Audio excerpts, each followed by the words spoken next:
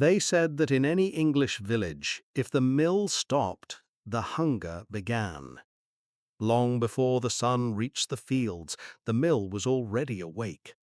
The river pushed against the wheel turned the shaft, and deep inside the low stone building, two great circles of rock began to grind. Outside, the cottages still slept, but a faint, steady rumble traveled through the ground, a sound that meant grain was moving, that flour would come, that bread would rise. The miller stood in the dust of it all. Flour clung to his hair, his beard, his eyebrows, until his face seemed almost as pale as the grain he worked. Each sack that arrived on a cart or a bent back was the same hope in a different cloth. Oats from the poor, barley from those who had little more, and, on rare mornings, wheat, fair, fine, the color of bone, sent by those who could afford to taste softness. He opened each sack, measured the grain, and poured it into the hopper. The stones did the rest, singing their low, grinding hymn as kernels shattered into powder.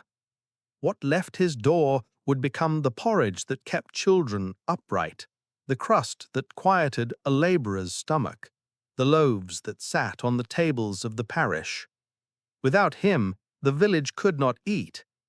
And yet when bells rang and people gathered beneath church roofs, his name did not rise with their prayers. From pulpits and in poems, some called men like him thieves. They whispered that a miller's thumb was heavy, that his measures were light, that a little of every sack stayed in his hands. He fed the village, but even in the house of God, there were those who said he was stealing from it. In medieval England, bread was not one thing. It was a hierarchy.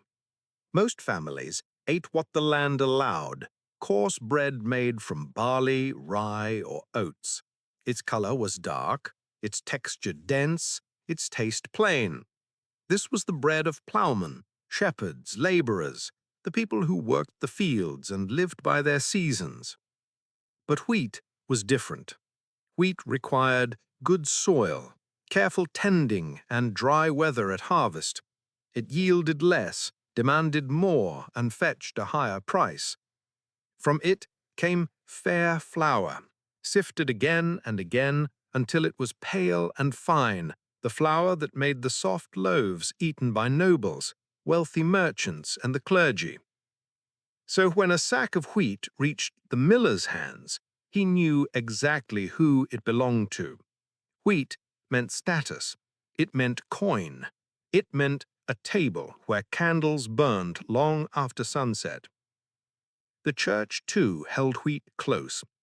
Communion wafers, the holiest bread in Christendom, were made from the purest wheat flour, symbolically untouched by the roughness of everyday grain.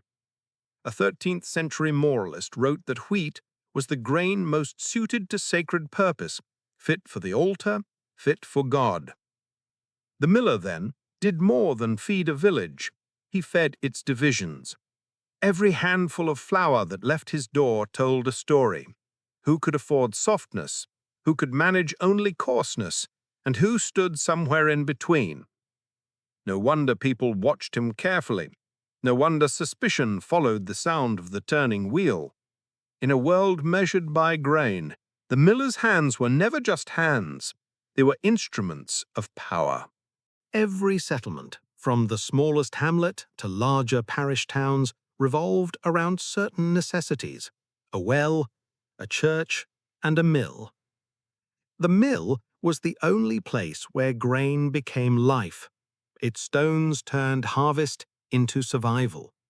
Its work paced the year: a quiet spring, a frantic summer, a heavy autumn, a hungry winter.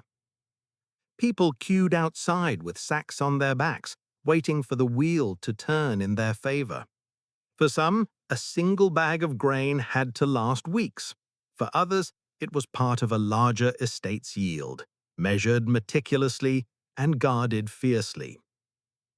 And through it all stood the miller, dusty, tired, indispensable. He kept lists in his head: who had paid, who owed, who had begged for 1 more pound of flour until Michaelmas. He knew whose crops had failed, whose children were sick, whose harvest depended on the mercy of weather and chance. He also knew that anything he did, any favor, any mismeasure, would echo through the village. If he opened early, people noticed. If he closed early, people talked. If a sack felt lighter than it should, people whispered. If a widow received a little more flour than she brought, people whispered louder. It was not a position for the thin-skinned. Yet no one stepped forward to take his place. Because every grain that fell between the stones bore weight, economic, moral, religious. A miller held that weight every day, every season, every harvest. And whenever the wheel slowed, whether from drought, flood, or frozen water, the village felt it immediately. Not in politics, not in sermons, but in their stomachs. Step inside a medieval water mill, and the first thing you would notice was not the stones, but the noise. A deep, repetitive growl filled the room as the mows, each weighing over a ton, rotated with relentless consistency. Their surfaces scraped together with just enough pressure to break the grain, but not enough to crush the life out of the machinery that supported them. The air inside was its own weather. Flour dust rose with every turn, drifting upward in pale clouds that clung to beams and lashes of wood. It settled on the miller's clothes, the floor, the stone troughs, until everything inside the building carried the scent of crushed grain. But that powder was more than residue. It could choke a man's breath. It could inflame his lungs, and in the right conditions, a spark from metal, a candle held too close, it could ignite. Mill explosions were not legends, they were realities. Even centuries later, when mills grew larger, the same dust that fed thousands leveled entire buildings. But the medieval miller had no protective walls, no shields around the gears, no barrier between him and the great wheel that drove the stones. He worked inches away from moving cogs that could catch a sleeve, a hand, an arm, and take it. And yet he did it because someone had to, because the village needed flour, because the harvest waited for no one, because hunger was unforgiving. Inside the mill, grain became dust, and dust became danger. But to the people outside, all that mattered was the flour that left the door, not the risk of the man who made it. If the physical dangers of milling were heavy, the moral ones were heavier. Few medieval professions carried as much suspicion as that of the miller. The literature of the age preserved this distrust clearly. So clearly, in fact, that it outlived many of the men it accused. Geoffrey Chaucer, writing in the 14th century, depicted his miller as a brute, broad as a door, prone to brawls, a teller of obscene stories. Worst of all, Chaucer wrote, a thief he was, skilled at taking more grain than his share, and clever enough to hide it. Another writer, the monk John Lydgate of Bury St. Edmunds, echoed the sentiment a century later. He claimed millers should build their guild halls near the pillory, the public punishment post, because they would end up there sooner or later. He even wrote that repeat offenders deserved death. These were not private mutterings. They were public verses, part of England's literary memory. They were read aloud, copied by hand, spoken in taverns and marketplaces. So when people in a real village looked at their own miller, they carried those stories with them. A heavy thumb meant fraud. A lighter than expected sack meant theft. A man with access to everyone's grain might, they thought, help himself along the way. Even the church joined in. Some priests warned from the pulpit that certain trades, including millers, tempted men away from honesty. And for the villagers sitting in the nave, listening to those warnings, it was easy to connect the sermon with the dusty man who ground their flour. The miller's work fed their tables, but his reputation fed their doubts. Suspicions alone did not define the miller's world. Laws and customs shaped it too. Most medieval mills operated on a system called soak, a right granted by a lord, monastery or manor that required tenants to grind their grain at a specific mill. No freedom to choose, no taking your sack elsewhere. You used the lord's mill, paid the lord's fee, and worked within the lord's rules. The miller collected that fee, known as multure, a measured portion of the grain brought in. One handful too many was theft. One handful too few was charity. And hands were not precise tools. This is where the phrase "a miller's thumb" enters the record, a claim that millers pressed their thumb into the grain they measured out for themselves, increasing their cut by just enough to be profitable, yet small enough to deny. The phrase spread. Ballads repeated it, writers used it, it became part of English speech. Did every miller cheat? Certainly not, but many were accused. And accusation, once spoken, lived long. Guilds tried to regulate the trade. Inspectors tested weights. Occasionally, a miller caught cheating faced fines, or worse, public humiliation. Yet the work continued, because even suspicion could not change the simple truth: grain had to be ground, and someone had to grind it. The miller lived in the narrow space between necessity and mistrust, needed by all, trusted by few. While the village debated the miller's honesty, the mill debated his survival. Medieval milling was a craft built on the edge of hazard. The stones weighed more than a horse, the wheel spun at the mercy of the river, and the gears, exposed and relentless, waited for the unwary. Clothing caught. Hands slipped. Loose hair snagged. A single misstep could end a life. Accounts survive of millers losing fingers, arms, even their lives. And yet they returned to the stones day after day, because the work pulled them back, not out of pride, but out of duty. In winter, when ice slowed the wheel, the miller chipped at the frozen water to keep the power flowing. In summer, when drought shrank the river, he adjusted the sluice to squeeze out every drop of force. And through it all, flour dust hung in the air. It coated lungs, it reddened eyes. It settled deep in the chest until breathing felt like lifting sacks of grain. The dangers were real, but rarely spoken of. Most villagers would never see the inside of a mill. To them, flour appeared as if by magic, a white promise wrapped in cloth.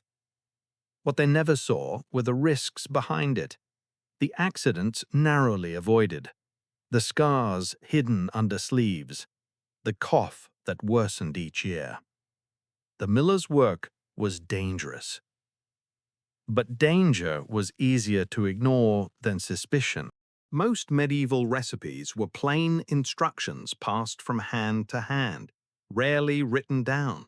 But one survived, a 15th century recipe from the Harleian manuscript, a collection of English culinary texts copied by scribes who worked in careful, steady strokes. In it was a dish called bread and rastans. Rastans were not the bread of laborers. They were made from wheat flour, the fine white flour that only wealthier households could afford. The recipe called for eggs, sugar, clarified butter, ingredients that marked a kitchen of means. The method was unusual. Bake a small loaf, remove its crown, pull out the soft interior, mix those crumbs with hot butter, and place them back inside before baking again. A humble shape with rich intention. It is the type of dish that would appear at a noble table or at a feast hosted by someone with enough wealth to turn wheat into ceremony. For the miller, Rastans represented a world he touched but rarely entered. He ground the flour that made such dishes possible, but he did not taste them. His family ate barley bread, thick and dark, while the finest wheat he milled traveled to kitchens he never saw. And yet the existence of Rastans, their richness, their refinement, depended entirely on him. Without the miller, no kitchen could prepare them. Without his stones, no flour could rise so pale. He was the quiet center of a food chain that stretched upward into halls far beyond his own. The medieval village shared a landscape, a churchyard, a market, a well, but it did not share a table. Barley bread, dark and coarse, was the daily bread of most households. It filled stomachs, supported long hours in the fields, and stood firm against hunger. It was reliable, predictable, necessary. Wheat bread, soft, pale, delicate, was not. It required land that most people did not own, labor that most people could not pay for, and grain that most people could not spare. So the village lived with two breads, two grains, two realities. The miller stood between them. He saw every sack, the heavy, coarse ones carried by calloused hands, and the lighter wheat sacks sent by messengers marked with seals or ribbons or wax. He did not decide who ate what. He merely made the differences visible. To the outsider, it might seem a small thing, the color of bread. But in medieval England, bread was a biography. It revealed where someone stood, what they owned, what they owed, and who they were allowed to become. Rastans, with their butter-soaked crumbs and delicate crown, belonged to the upper world, and barley loaves, cracked and dense, belonged to the rest. The miller lived between these two worlds, welcomed fully by neither. He fed both, yet belonged to neither. When the villagers spoke of the miller, they spoke in half-truths. His thumb is heavy. He keeps a little extra. He cheats the poor. When writers spoke of him, they sharpened the lines. A brute, a rogue, a thief. And when priests spoke of him, they warned their listeners that certain trades tempted men more than others, and milling was among them. But none of these voices stepped into the mill at dawn. None felt the tremor of the stones through the floor. None breathed the dust that coated the air. None stood close enough to the gears to hear the river speak through them. The miller did. He rose before the village and often slept after it. He worked between danger and doubt, between the coarse bread of the poor and the white loaves of the wealthy, between the needs of the season and the suspicion of the congregation. He fed them all. And still, they said he cheated them. History kept the accusation, it rarely kept the man. But if you listen closely, beneath the turning wheel, beneath the grinding stones, beneath the dust, you might hear what his work truly was. Not theft, not deceit, but the unsteady, essential labor of someone holding hunger back from a village that never fully trusted him. The mill fed the people, and somewhere inside it stood a man who bore both the weight of their grain and the weight of their doubt.